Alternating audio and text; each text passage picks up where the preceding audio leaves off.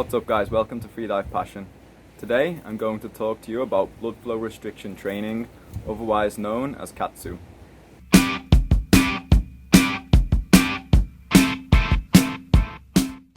Blood flow restriction training involves restricting the blood flow leaving an extremity.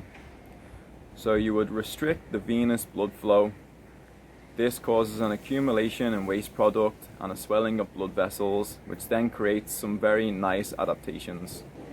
I've already done a blog which is on my website and that I'm going to link to down below in the description, which goes quite in detail about this training technique and how we can use it for freediving, so I won't go too in detail in this video.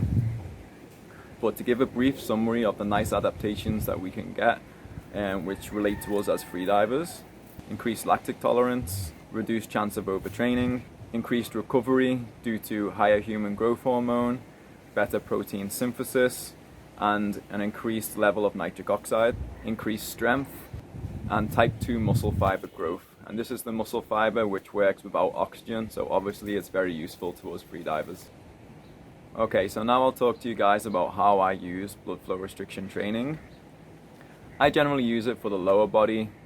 My upper body is pretty strong, pretty conditioned, so I use it more for my constant weight, both bifins and constant weight monofin, to just increase the strength and the lactic tolerance that I have in my legs. Now you can buy like the official KAATSU blood flow restriction equipment, but this is going to set you back thousands of euros or thousands of dollars. It's really expensive. But this is kind of like ideal for what we're doing. But there are other options which have been proven by science to work quite efficiently. And these other options could be using a weightlifting sleeve or weightlifting straps, or what I personally use is bicycle inner tubes. So when applying the inner tubes or the straps or whatever you use, it helps to think of a scale of 1 to 10, 10 being the tightest that you could possibly have them straps, and you want the straps to be at about 7. Okay, so that's pretty vague. It's going to take a bit of time for you to figure out exactly what 7 is, but to make it pretty simple for you, you can just try, put them on, make them quite tight. It should be a little bit uncomfortable. You do the set and rep range which I'm talking about. If it's really easy, then it's not tight enough.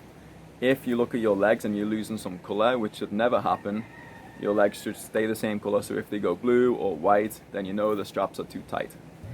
The strap should be about 5 centimeters wide. If they're too narrow, then it's also going to restrict the arterial blood going into the limb, and this would be a problem. Okay, so how I do it, if you come in a little bit, you want to have the straps like high up on the legs, kind of at the top, and I'll hold on to this bit here, pull it tight, and get this over the top. So that's kind of holding it in place. Then you need to keep your hand underneath, and then again you can pull it tight, and where you've got your hand underneath, you can then lift it up and tuck the other side in. And now that's quite tight. If you try and get your finger under there, you'll feel that you can't. Right. Okay, so it's got to be tight. Then the second one for the guys, adjust yourself accordingly. Could be uncomfortable. Again, you just fold it on itself, keep it tight, tuck it under, and then now you're restricted. Now once you have the straps on, you don't want to leave the straps on for any more than 15 minutes. That would be the absolute maximum. Luckily, most training that I do, it's going to last somewhere between 5 and 10 minutes. And you can get a really good training session in that short amount of time. KAATSU can be used both in the gym and in the pool. For this video, I'm going to show you what I do in the gym with free weights. The weight you should use is about 20% of your 1 rep maximum. So you can figure that out. There's plenty of resources online if you don't know what your 1 rep maximum is, but maybe you know what your 5 rep or 10 rep max is. Then from there you can figure out 20% of that. So once you've figured out your weight, this is the set and rep cycle. You do 4 sets.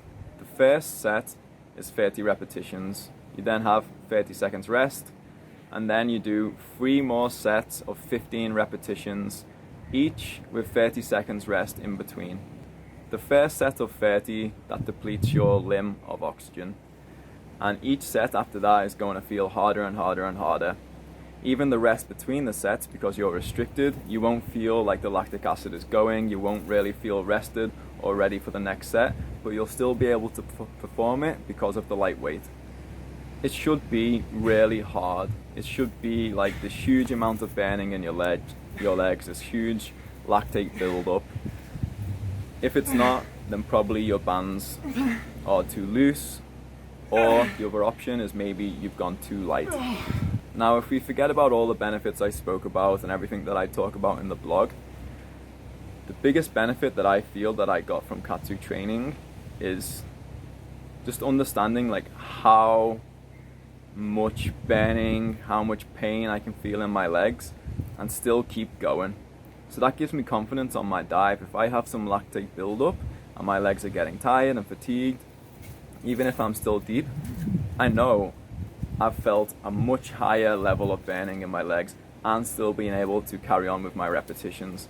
So it gives me a level of perspective which gives me extra confidence for my deep dives. So I can recommend you try it. You can do some more research online.